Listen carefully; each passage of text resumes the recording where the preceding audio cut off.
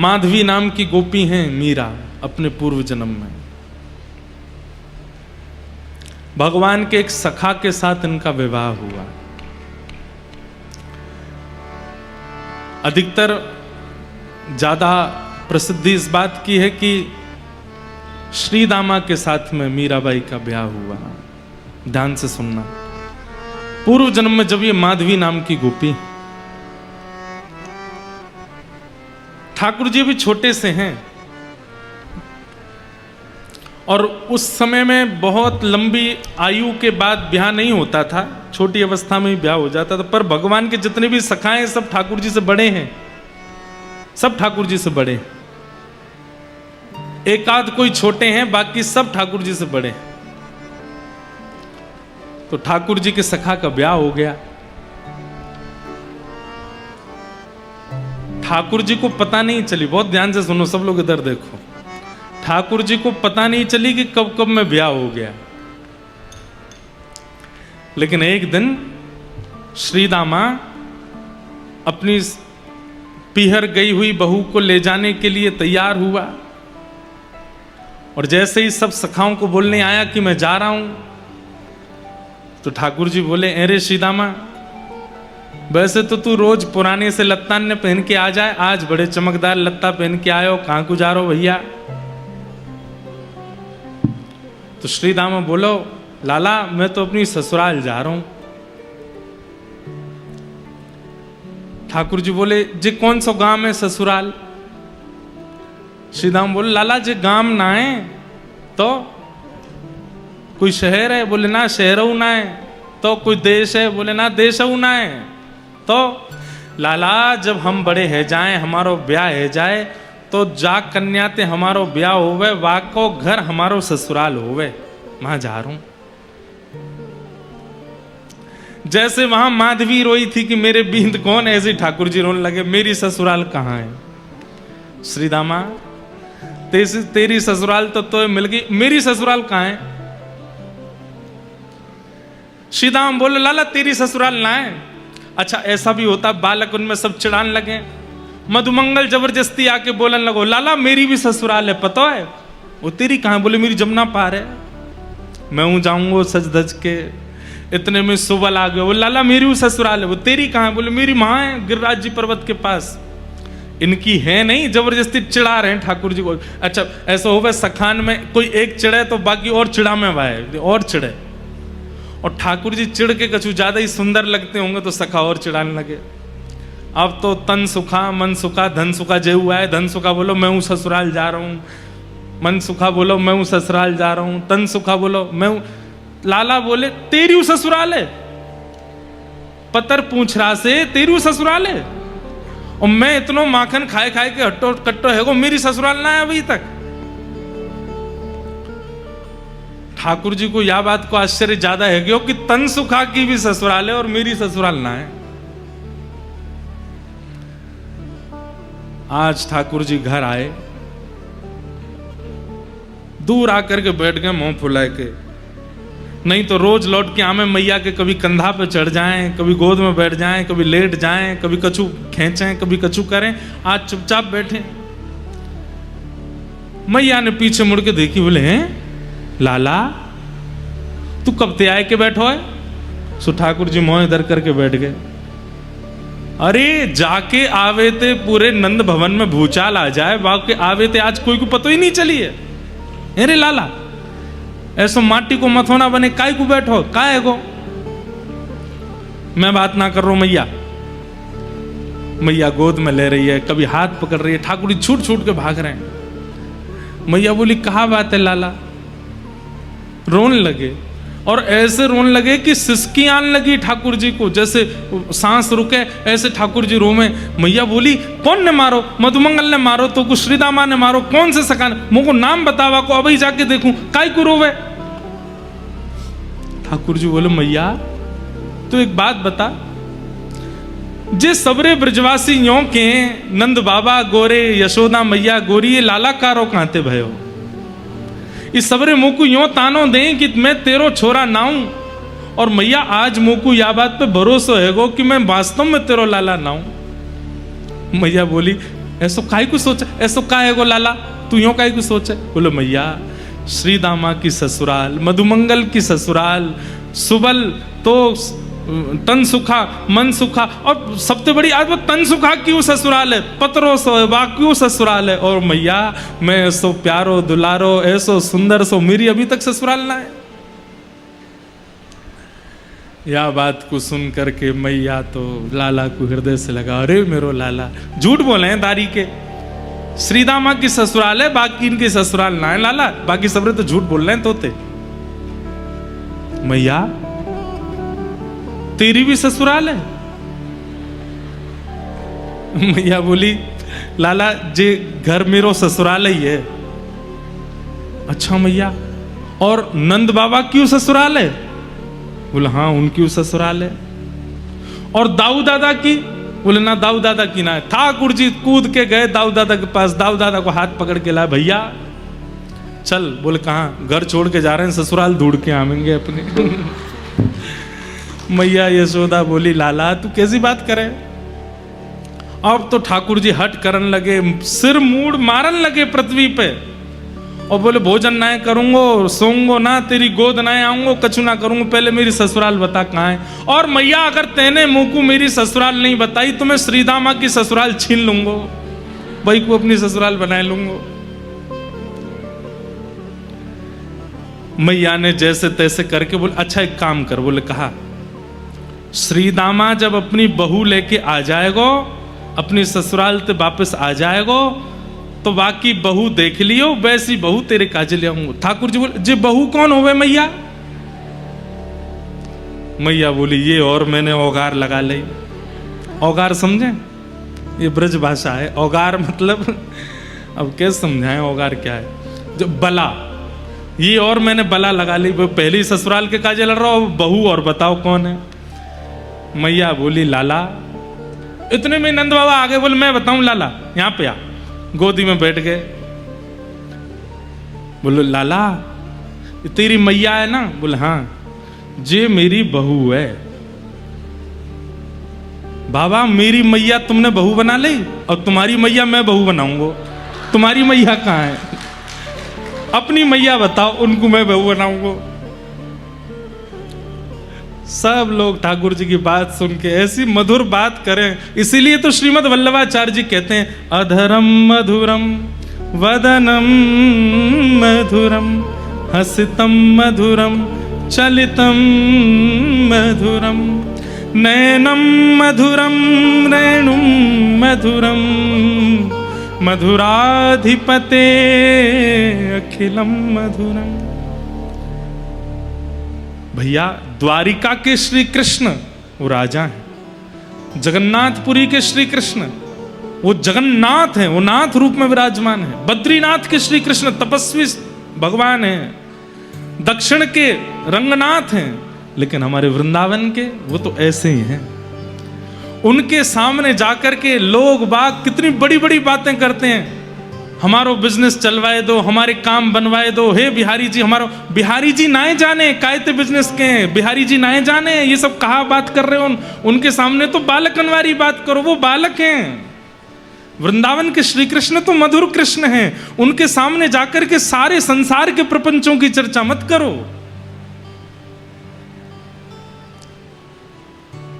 प्रपंचों की चर्चा करने के लिए और भी लोग हैं। वृंदावन श्री कृष्ण के पास जाके तो जैसे एक छोटे बालक, अभी कोई आपके रिश्तेदार का छोटा बालक आ जाता है, उसको आकर के आप ये बोलते हो क्या आजकल तो भैया हमारा मुनाफा नहीं चल रहा है, बढ़िया प्रॉफिट नहीं हो रहा है, बहुत लॉस जा रहा है।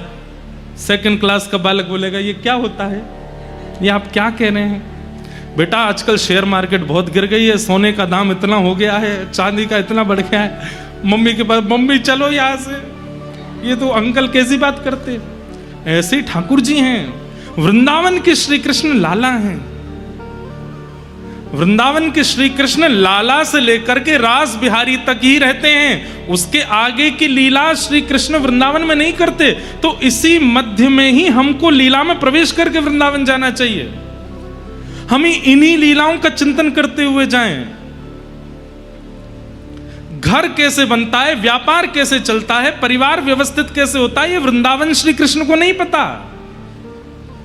अब बात वो है भैया, जानते तो वो सब हैं, लेकिन हमें नहीं बोलना है, वो लाला है। इतने में ही कोई दौड़ो दौड़ो आयो, बोले लाला जल्दी चल। बोले कहा भयो? श्री दामा ससुराल ते आएगो, बहू लेके आयो है। ठाकुर जी तुरंत दौड़े, मेरी पीताम्बरी कहाँ है, मेरी कारी कमरी कहाँ है, जल्दी लाओ पहन के। मैया बोली लाला कहा करेगो बहू को? बोले मैया मक्खन जैसा हो तो को खावे को खाऊंगो। लाला बहू खावे की चीज ना है, बहू तो देखवे की है, और फिर तेरा ब्याह हो जाएगा ना, फिर तू सब समझ में आ जाएगी। ठाकुर जी दौड़ करके गए, यहां श्री दामा अपनी बहू लेके, माधवी लेके आयो है। माधवी की माता जी ने माधवी को समझा के भेजा। बोले तू वापस अपने ससुराल जा रही है? बोले हाँ। सब चीज को ध्यान रखियो लाली, सास की बात मानियो, ससुर की सुनियो, पति की यूं करियो, आदि आदि सब बातें कहीं। और बोली तू एक बात तो गांठ बांध के जा। बोले कहा? बोले तेरे जो पति हैं श्रीदामा, इनको एक सखा है, वाको नाम है कन्हैया। बोले हाँ। चाहे कछु है जाए, जीवन भर तो को घूंघट में ही बूढ़ो है नो पड़ जाए, घूंघट में ही रही आइयो, लेकिन वाकू अपनो मुख मत दिखाइयो। क्यों मैया? अरे मैंने ऐसी सुनी है कि वृंदावन में वो कन्हैया नेक्सो वो जाको मुख देख ले या जाको अपना मुख दिखाई दे, वाको पातिव्रत धर्म आदि सब नष्ट हो जाए, वो वही को है कि रह जाए। माधवी ने तो तभी घूंघट कर लियो, और घूंघट करके गांठ बांध दी। बोले मैया मैं सौगंध खा के कह रही हूं, मुख नहीं दिखाऊंगी। बंधुओं एक बात बोलें, माताओं का बहुत बड़ा रोल होता है अपनी बेटी के ससुराल को सुरक्षित करने का, बेटी के मतलब बेटी की मां का। उसकी कैसी शिक्षाएं बेटी लेती है और अपने ससुराल में जाकर के कैसा व्यवहार करती है, इस पर मां को बहुत ध्यान देना चाहिए। आप कहेंगे महाराज जी ये बेटान ने क्यों नहीं समझाओ, बेटी ने क्यों समझाते रहते हो मंच से? भाई देखो समझाया उनको जाता है जिनके ऊपर जिम्मेवारी होती है। जो खाली बैठे रहते हैं उनको क्या थोड़ी समझाया जाता है? जिन पर कोई काम धंधा ही नहीं है, वो बस बैठने आए हैं, ऊधम करने आए हैं, ऐशो आराम करने आए हैं, उनको क्या समझाना? पर जिनको संभालना है, जो व्यवस्था प्रमुख है, उनको समझाया जाता है। माताओं के ऊपर बहुत बड़ा दायित्व है, इसलिए उनको समझाते हैं, समझाया। लेकिन ऐसी शिक्षा नहीं देनी चाहिए जैसी माधवी की मां ने दी है। उनसे मत बोलना, उनके प्रति ऐसा व्यवहार रखना, वो कुछ भी कहें तुम ये करना, ऐसा ये सब नहीं है। अनाचार अत्याचार किसी को सहना नहीं चाहिए। अगर ससुराल में अनाचार अत्याचार होता है तो उसके प्रति आपको कदम उठाना चाहिए। लेकिन कई बार ससुराल पक्ष के लोगों का व्यवहार अलग अलग होता है। नया घर है ना आपके लिए, तो उस व्यवहार को समझना चाहिए कि भाई सब लोग हमारे अनुकूल नहीं हो सकते, हम थोड़ा समझें इनका व्यवहार, इनकी विचार, और उसके अनुकूल से हम फिर प्रतिक्रिया दें। हाँ, वो विचार अत्याचार में अगर परिवर्तित हो जाए तो फिर कदम उठाना भी चाहिए। लेकिन केवल आपके विपरीत स्वभाव वाला है और आप उसी से ही उखड़े उखड़े रहोगे तो फिर कैसे गृहस्थ आश्रम चले? सबका स्वभाव अलग होता है, थोड़ा समझना चाहिए। माधवी को समझाया कि तू कन्हैया को मुख मत दिखाना। माधवी ने गांठ बांध ली, बोले कि कोई बात नहीं मैया, अब तुम यही देखना। निकल पड़ी अपने ससुराल की ओर। यहां बीच रास्ते में ठाकुर जी आ गए और ठाकुर जी ने आके कही, अरे सीदामा आए गए हो? बोले हाँ। कैसी लगी ससुराल? बोले लाला जब मिलेगी तो को तो पता चलेगी कितना सुख मिले ससुराल जावे में। ससुराल जाने में इतना अच्छा क्यों लगता है लोगों को? अभी तो ब्याह के बाद ही पता चलेगी, लेकिन फिर भी मन में भाव आता है कि सबको ससुराल भले ही 4-5 दिन नहीं नहाता होगा, लेकिन जिस दिन ससुराल जाना होगा उस दिन जरूर स्नान करता है, नए वाले कपड़े पहनता है, बढ़िया सुंदर जो है दाढ़ी वाड़ी बना लेता है कि ससुराल जाना है। क्यों? घर में क्यों नहीं रहते ऐसे? क्योंकि ससुराल में मान मिलता है और मान व्यक्ति को प्रिय होता है। बहुत बड़ी बात है। मान जहां भी मिलेगा व्यक्ति को वो अच्छा ही लगेगा, और जहां मान नहीं मिलता हो वहां जाने की किसी के घर में कोई मान नहीं करता, सम्मान नहीं करता, इसलिए घर में मन नहीं लगता लोगों का। लेकिन वही मान सम्मान प्रेम घर में होने लग जाए तो घर से कौन जाए?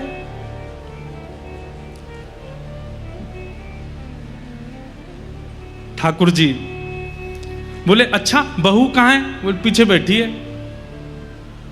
सीधामा ने इशारा कियो, बोले अरे माधवी मेरो सखा है कन्हैया, या को मुख दिखाए दे। जैसी सुनी कन्हैया आ रहे हैं महाराज, घूंघट लेकर के ऐसे पकड़ करके माधवी बैठ गई। बोले ये तो वही है जिसके लिए मैया ने मना किया, हाथ पांव कांपने लगे। जिनका मुख देख करके सारी पीड़ाएं दूर हो जाती हैं, सारे कंटक दूर हो जाते हैं, वो सामने खड़े हैं और माधवी अपना मुंह बंद करके घूंघट करके आंख बंद करके खड़ी है। नंद जी को छैया, बलभद्र जी को भैया लाल, या को मुख देखे ते कटत यम फंद। जिसका मुख देखने से यमराज के फंदे कट जाते हैं, उसके मुख को देख करके माधवी मुख दिख रही है अपना। कहने की बात, ऐसी शिक्षा किसी को मत दो कि कोई व्यक्ति ठाकुर जी से मुंह मोड़ ले, ठाकुर जी से मुख छुपा ले। ठाकुर जी तो अंदर ही बैठ गए पालकी में और कह रहे हैं भाभी जी ने मुख दिखाई दो अपनो। मैया ने कही है आपको मुख देख करके जाऊंगा और फिर जैसा बताऊंगा वैसी बहू मेरी आवेगी, नेक दिखाई दो।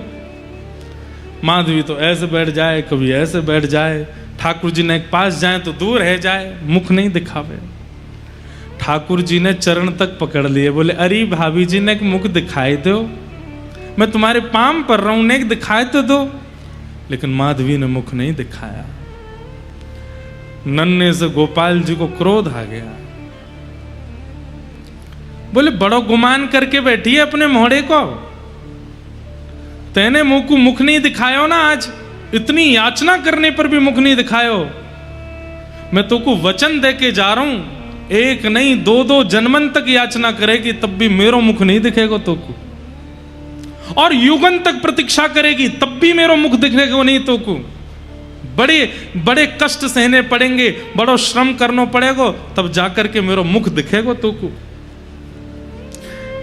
माधवी बोल पड़ी, मैं क्यों तड़पूंगी तुम्हारे मुख देखवे को? मोह तड़पे की आवश्यकता नहीं है, चले जाओ, कभी मुख मत दिखाइयो अपनो। ठाकुर जी बोले ये तो समय बताएगा, और ऐसो कहकर के ठाकुर जी चले गए। माधवी को तो लगी आज जैसे जान बची हो, लेकिन कौन जानता था कि वो किस भाव से वंचित हो रही है। लौट करके माधवी जब अपने ससुराल पहुंची, रहने लगी वहां पर। अब तो स्थिति ऐसी है कि गोपियों के साथ यमुना जल भरने जाती है तो गोपियां कृष्ण की बात करती हैं, लौट करके घर आती है तो सास ननद कृष्ण की बात करते हैं। रात्रि में कहीं घूमने जाती है, बैठती है सखियों के बीच में तो वहां भी कृष्ण की बात करते हैं। अरे तेने देखी नंद को लाला आज कहां पहन के डोल रहा हो? अरे तेने देखी नंद के कन्हैया ने वाह वारी गोपी के यहां ऐसे ऐसे लीला करी। माधवी कहती है तुम पे और कोई बात नहीं है, तुम्हारे अपने पति हैं, तुम्हारे अपने बाल बच्चे हैं, वो नंद जी के लाला पर पुरुष की ओर ऐसी कुदृष्टि क्यों रखती हो? सब गोपी घेर करके कहती हैं हेरी माधवी तेने अभी तक देखो ना है, दिखे नंद को लाला? दूसरी गोपी बोली हम बे, जैसे वो सामने थे आमे जे घूंघट कर ले लंबो और देखे ही ना उनकी ओर। माधवी बोली देखा नहीं है और देखूंगी भी नहीं, और ना मुझे आवश्यकता है। आहा, सब गोपी कहने लगी अरे माधवी कैसो लगे कन्हैया को देख के पता है?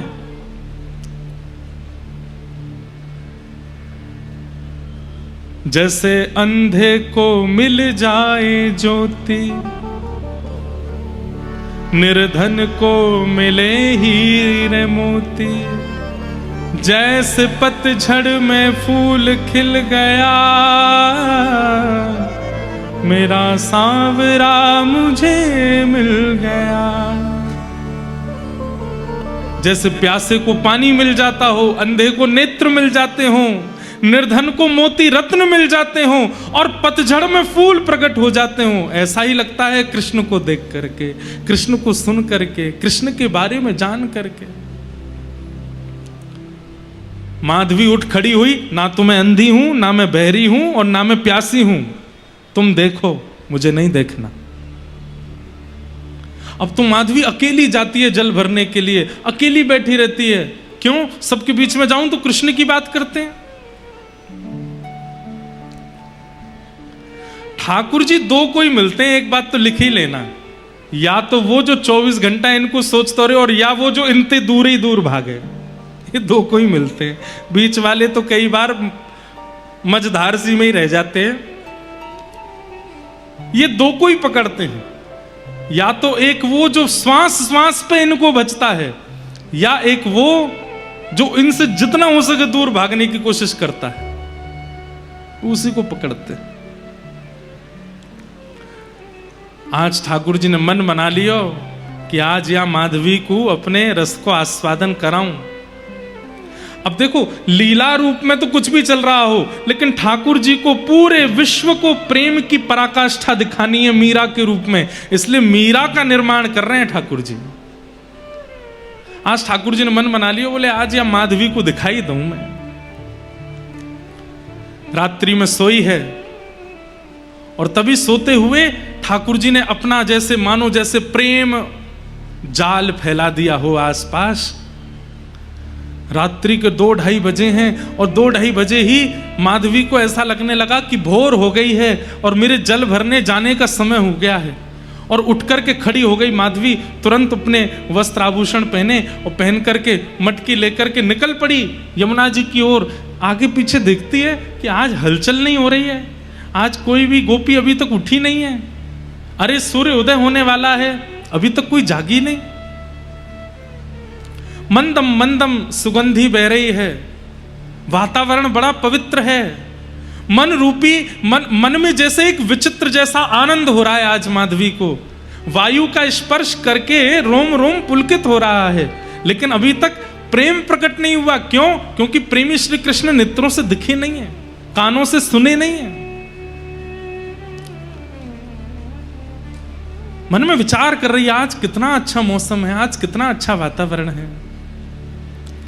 यमुना जी के समीप गई। आज यमुना जी प्रिय लग रही हैं, वृक्ष वल्लरियां प्रिय लग रही हैं। वही वृंदावन जिसमें वो हमेशा से रहती है, आज वो वृंदावन कुछ ज्यादा प्रिय लग रहा है। यमुना जी में जल तो कम भर रही है, बार बार मटकी में भरती है और फिर खला देती है, फिर भरती है, फिर खला देती है। ये प्रेम के लक्षण प्रकट होने लगे माधवी के चित्त में। अंत तो गत्वा सोचने लगी, अरे इतनी देर है गई, अभी तक मैंने जल ही ना भरो, जल्दी चलूं। जल भर के और जैसे ही उछान लगी, वही मटकी है जो रोज लेकर के जाती है, लेकिन आज वो मटकी इतनी भारी हो गई कि माधवी से उठ नहीं रही है। खूब प्रयास कर लिए, कभी इधर से उठावे, कभी उधर से उठावे, कभी नीचे से उठावे, लेकिन मटकी ना उठे। मन में सोचने लगी, अरे इतनी भारी कैसे हो गई? दूर दूर तक कोई गोपी भी नहीं जो सहारा दे दे तो उठा लूं। मन में सोचने लगी, कोई आ जावे, नेक सहारो लगा दे, सो ये मटकी उठ जाएगी। इतने में ही ललित गति विलास वल गुहास प्रणय निरीक्षण कल्पितो रुमान कृतमनुकृतवत्य उन्मदान्ध प्रकृति मगन किलयस्य गोपबद्ध। पीतांबरी पहने, मधुर चाल, छम छम छम छम छम स्वर लहरियां सुनाई दे रही हैं। आज ये स्वर माधवी के कानों को जैसे मानो अति सुख दे रहे हों। माधवी कह रही है, अरे कोई तो आ रही है, कोई गोपी तो आ रही है। तो दूर से माधवी कहने लगी, हाँ जल्दी आ, अरे जल्दी आ बहन, अरे नेक मेरी मटकी उचाए दे। ठाकुर जी की छम छम छम चरणों की आवाज से पता चल रहा है कि धीमी गति से चल रही है। तो माधवी चिल्ला रही है, अरे तो कुछ सुनाई नहीं दे रही, नेक जल्दी से चल के आ। तो ठाकुर जी की जो गति है वो तेज हो रही है, छम छम छम छम छम जोर से चल रहे हैं। माधवी को सुनाई देता, हाँ बस आवे वारी है, आवे वारी है, आवे वारी है, आ गई होगी। और जैसे ही ठाकुर जी सन्मुख आए, पीतांबरी पहनी है, मोर पिछ लहरा रहा है, श्याम वर्ण की कांति है। और आए करके त्रिभंग लली श्याम सुंदर दोनों चरण अपने इधर उधर करके और एक दीवार पर टेक लगाए के दूसरा हाथ कमर पर धर के देख रहे हैं माधवी की ओर।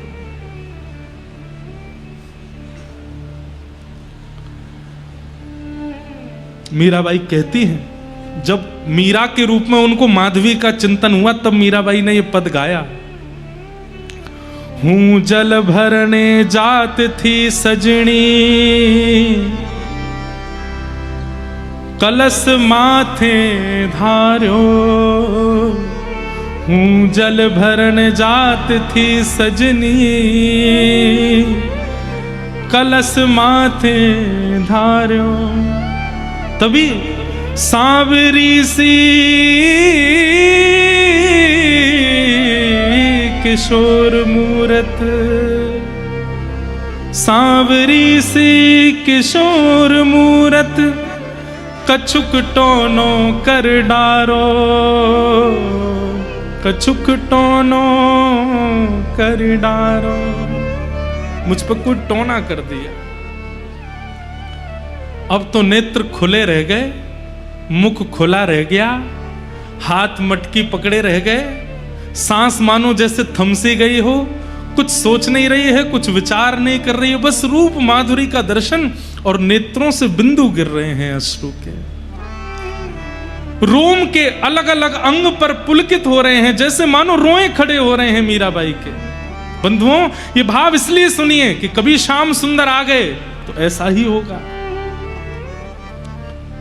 सुध ना रही तन मन की, सब बिसर गयो बारो, कछुक टोनो कर डारो। भूल गई, भूली री भवन में तो बावरी बहीरी, कृष्ण नाम जपते श्रवण सुनोरी आली। भूल गई, ये तक भूल गई कि मैं कौन हूं, मैं कहां हूं, मैं क्या कर रही हूं, ये क्या हो रहा है, सब भूल गई। बस नेत्रों में कृष्ण, मन में कृष्ण, बुद्धि में कृष्ण, रोम रोम में कृष्ण, वो छवि। और उसके बाद तो मंद मंद ठाकुर जी मुस्कान लगे और मुस्काए करके कह रहे हैं, उठाए ले। माधवी करिए क्या? अरे मटकी उचाए ले। अच्छा उचाए लो? बोले हाँ। आप उचवाए दो? ठाकुर जी बोले मैं उचवाऊं? बोले हाँ। जैसे ही ठाकुर जी सन्मुख गए, छोटे से गोपाल जी,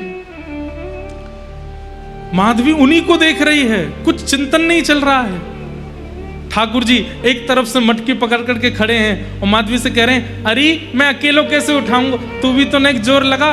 माधवी भी पकड़ती है और जैसे ही मटकी उचान लगी, ठाकुर जी मटकी से नेक ऊंचे हैं, बस छोटे से हैं, लेकिन जैसे ही मटकी उचवाई अब उच गई।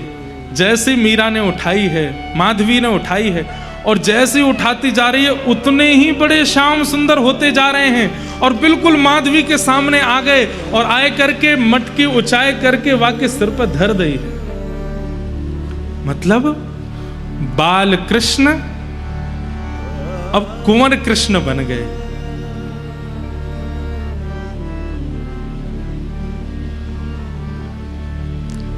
नेत्रों के ठीक सामने खड़े, होठ कांप रहे हैं, हाथ कांप रहे हैं, सोच नहीं पा रही है, सुध बुध नहीं है तन में। ठाकुर जी बोली उच गई? मीरा बोली हाँ। अब जाऊं मैं? माधवी कहती है नहीं, मत जाओ, यहीं रहो, सन्मुख रहो। ठाकुर जी बोले तेने तो मुख नहीं दिखायो ना मोकू, अब मैं नहीं दिखाऊंगा। और ऐसा कहकर के ठाकुर जी जा रहे हैं और माधवी रो रही है। कभी हाथ पकड़ती है, पर जैसे ही हाथ पकड़ती है हाथ अंतर ध्यान हो जाता है, कंधा पकड़ती है अंतर ध्यान हो जाते हैं, केश लहरा रहे हैं केश पकड़ती है, सर्वांगण कृष्ण अंतर ध्यान हो गए। अब तो वो माधवी व्याकुल हो गई, मटकी दूर गिरी है, जल फैल गया है, ढूंढ रही है, कभी किसी गली में जाती है, कभी किसी द्वार पर। अभी आधी रात हो रही है, सब ब्रजवासी सो रहे हैं और माधवी ढूंढ रही है, कहां चले गए श्याम सुंदर। नंद नंदन पिया कपट जो कीनो, नंद नंदन पिया कपट जो कीनो, निकल गयो निकल गयो निकल गयो छल करके जादू करके जादू करके जादू करके हो जादू करके हो पिया कित गयो जादू करके जादू करके कित गयो जादू करके। बस निर्माण हो गया एक प्रेम की ऐसी धारा का, जिस धारा में आज तक गोते लगा करके कितने जीव प्रेम की गति को प्राप्त कर लेते हैं। मोर मुकुट पीतांबर सोहे, मोर मुकुट पीतांबर सोहे, मोर मुकुट पीतांबर सोहे, मोर मुकुट पीतांबर सोहे। कबहु न मिले कबहु न मिले कबहु न मिले अंग भर के जादू करके जादू करके जादू करके हो जादू करके हो पिया कित गयो जादू जादू करके कित गयो जादू करके।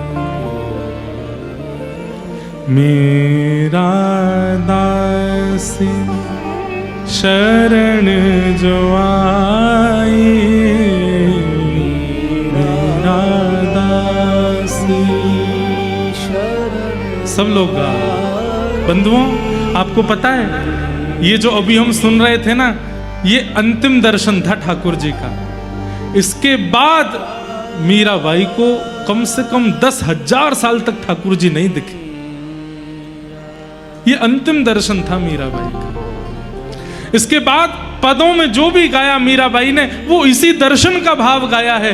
यही दिखे हैं बस ठाकुर जी, इसके बाद दिखे नहीं है ठाकुर जी। इतना लंबा विरह शायद किसी ने नहीं सहा होगा जितना लंबा विरह मीरा ने सहा। मेरा दासी शरण जो आई, मेरा दासी शरण जो आई। मेरा दासी शरण जो आई, मेरा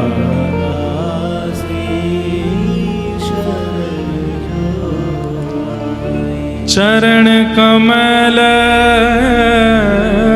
चरण कमल,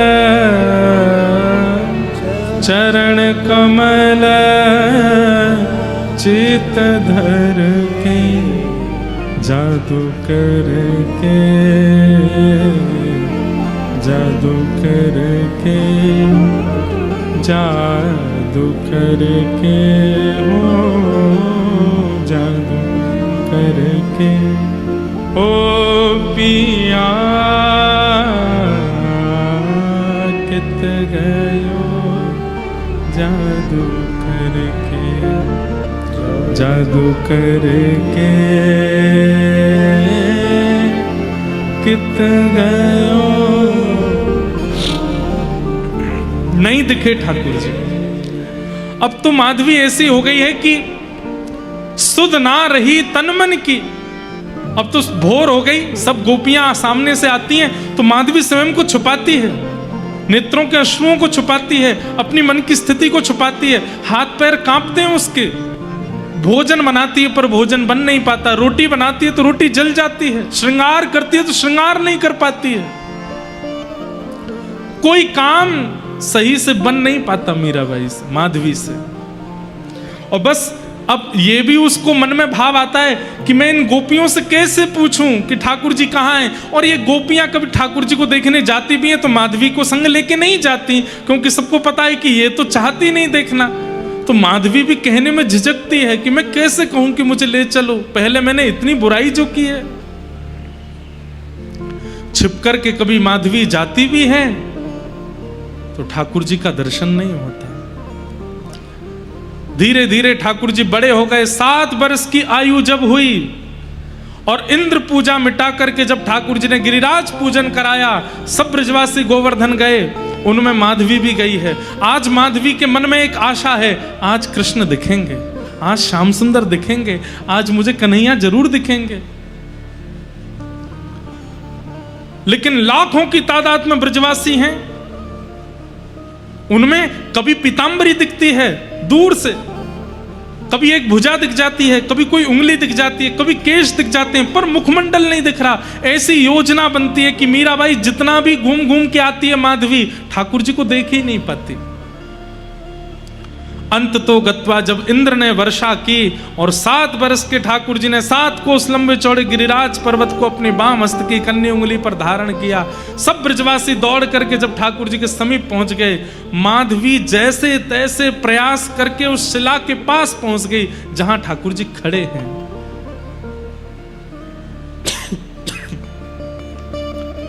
और जैसे ही उस शिला के पास पहुंच करके नेत्र खोल करके देखा है, जैसे ही ठाकुर जी की ओर देखा तो बाहर तो इंद्र वर्षा कर रहे हैं, इतना जल गिर रहा है, पर मीराबाई के नेत्रों में इतना जल आने लगा, माधवी के नेत्र इतने जलों से भर गए, बार बार पहुंचती है पर जैसे ही खोलती है मानो जैसे आंसुओं की पिचकारी चल रही हो नेत्रों से, देख नहीं पा रही ठाकुर जी को। चरणों में गिर गई, लिपट गई, बोले नाथ मुझे क्षमा कर दो, मुझे पता है आप मुझसे नाराज हैं, आप मुझसे रूठ गए, इसलिए मेरी ऐसी स्थिति कर दी है कि सब देख रहे हैं आपको पर मैं आपको देख नहीं पा रही हूं, मुझे आपका दर्शन नहीं हो रहा है।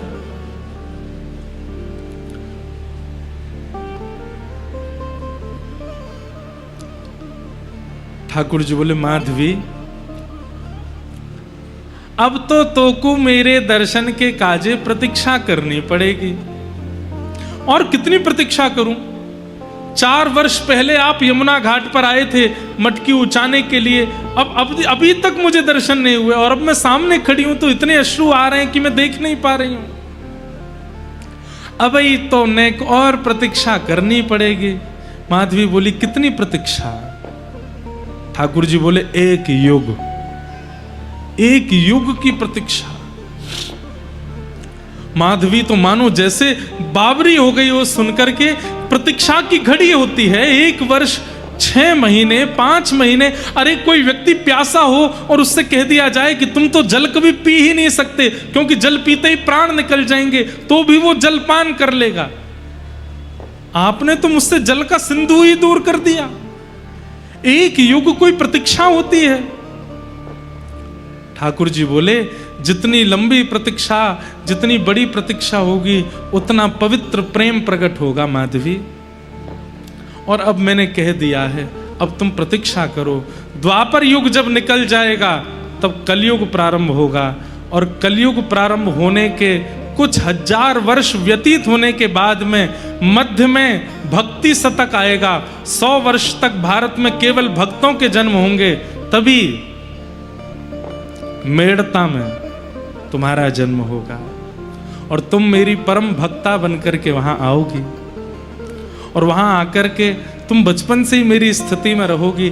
तभी एक संत तुम्हारे गांव में आएंगे, उनके सेवा के ठाकुर जी के रूप में मैं ही आऊंगा, और उन संत से तुम मुझे मांग लोगी। मुझे देखते ही तुम्हें अपने पूर्व जन्म यानी कि इस जन्म की सारी यादें ताजा हो जाएंगी, और तुम मेरे को प्राप्त करके फिर मेरे साथ रहोगे। भक्ति काल कलयुग में आकर के जब तुम मेरा रूप, मेरी भक्ति का रूप धारण करोगी, प्रेम का प्रचार करोगी, तुम्हारे प्रेम सरोवर में डुबकी लगा करके असंख्य लोग मेरे प्रेम भाव को प्राप्त करेंगे। इसलिए तुम्हारा प्रतीक्षा करना आवश्यक है। अब जाओ, प्रतीक्षा करो। इतना बड़ा विरह तो भगवान ने किसी को नहीं दिया है जितना बड़ा विरह माधवी को दिया है। गोवर्धन पूजा के बाद माधवी कहां गई किसी को नहीं पता, और उसके बाद हजारों वर्ष व्यतीत हो गए, कलयुग प्रारंभ हो गया। कलयुग में भी हजारों वर्ष व्यतीत हो गए, और आज से लगभग 450-500 वर्ष पूर्व भारत भूमि में वही माधवी भक्तिमती मीरा के रूप में जन्मी है। बोलो भक्त वत्सल भगवान की। और वही मीरा, वैसे नाम तो उनका मिहिरा है, सूर्य की किरणों को बोलते हैं मिहिरा, नाम उनका मिहिरा है, पर जगत उनको मीरा बुलाता है। मिहिरा का जन्म हुआ, और वही मीराबाई जो ठाकुर जी का रूप नहीं देखना चाहती थी किसी समय पर, उनकी अब स्थिति कैसी हो गई है। बसो मोरे नैनन में नंदलाल, बसो मोरे नैनन में,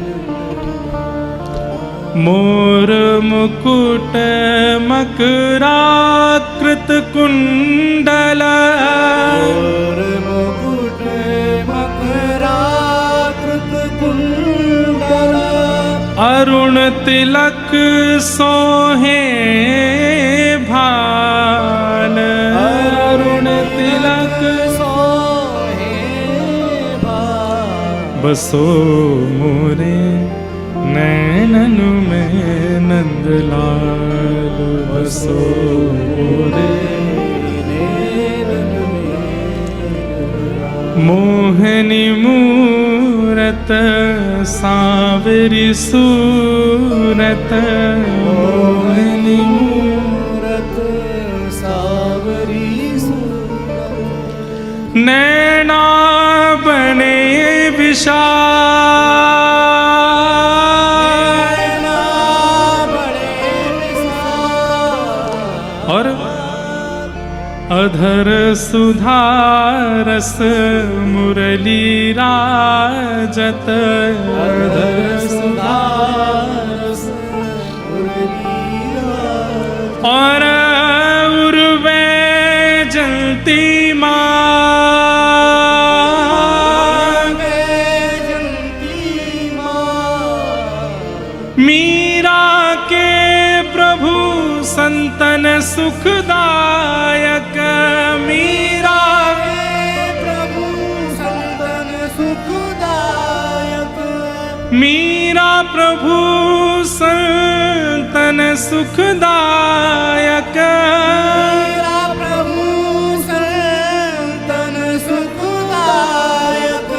भक्त वत्सल गोपाल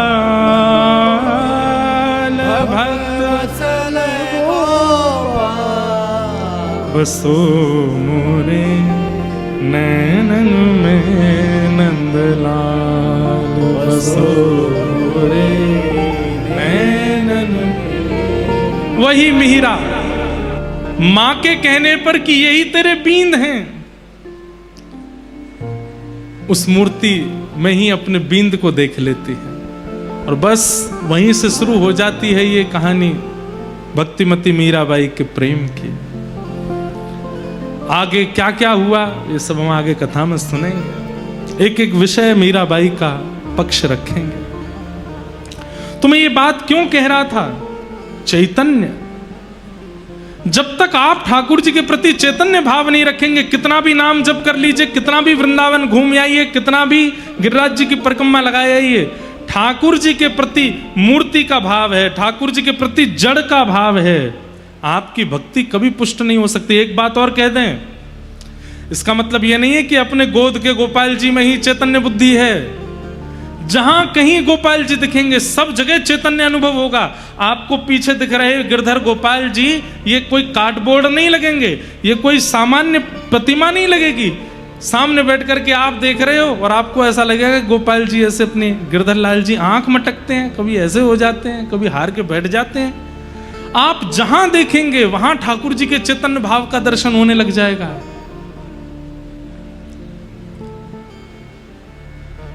इसे कहते हैं चैतन्य। तो भगवान के तीन स्वरूप हैं, सत्य, चैतन्य और तीसरा आनंद।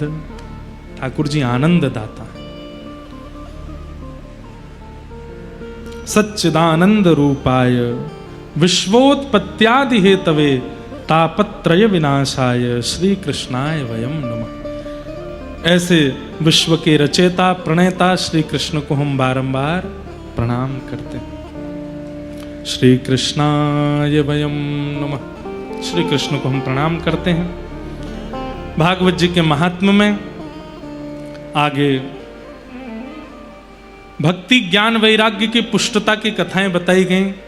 भक्ति सुतौ तौ तरणौ गृहीत्वा प्रेमैक रूपा सहसा विरासित श्री कृष्ण गोविंद हरे मुरारे हे नाथ नारायण वासुदेव।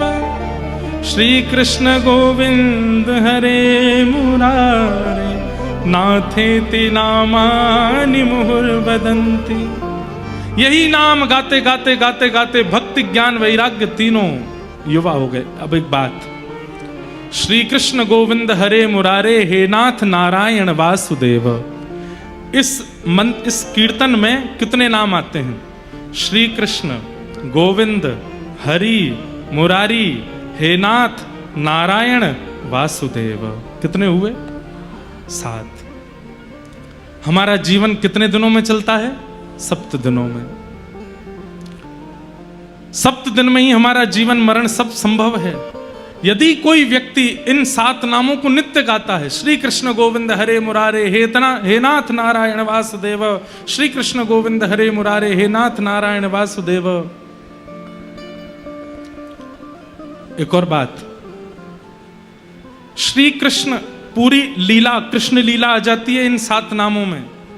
कृष्ण भगवान का सबसे पहला नाम है, इससे पहले नाम ही नहीं था ठाकुर जी का। नीलमणि नीलमणि कहती थी यशोदा मैया।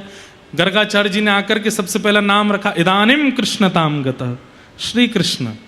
गोविंद, गोविंद नाम कब पड़ा? जब ठाकुर जी ने गिरिराज जी धारण किए। हरि, ठाकुर जी का नाम हरि कब बना? जब गोपियों का चित्त हरण कर लिया तब हरि। मुरारी, मुरारी नाम कब पड़ा? जब ठाकुर जी ने मुर नामक दैत्य को मारा। श्री कृष्ण गोविंद हरे मुरारी हे नाथ, ठाकुर जी नाथ कब बने? जब 16,108 विवाह कर लिए। नारायण कब बने? जब महाभारत युद्ध में अर्जुन को अपना विराट रूप दर्शन कराया। और वासुदेव कब बने? जब द्वारिकाधीश द्वारिका में बैठकर के श्री वसुदेव जी के सन्मुख, वसुदेव के जो पुत्र वो वासुदेव। तो संपूर्ण व्रज से लेके द्वारिका तक की संपूर्ण लीला इन नामों में आ जाती है। श्री कृष्ण गोविंद हरे मुरारे, हे नाथ नारायण वासुदेव। नित्य गाया कीजिए, कोई बुराई है? चलते फिरते उठते बैठते खाते पीते हंसते सोते जागते नाचते हमेशा श्री कृष्ण गोविंद हरे मुरारे, हे नाथ नारायण वासुदेव। श्री कृष्ण गोविंद हरे मुरारे, हे नाथ नारायण वासुदेव। क्यों? क्योंकि इसी कीर्तन का गान किया है। भागवत जी के महात्म्य में कहते हैं, जिस कीर्तन को गाने से चित्त में भक्ति, ज्ञान और वैराग्य पुष्ट हुए हैं। नित्य गाओ।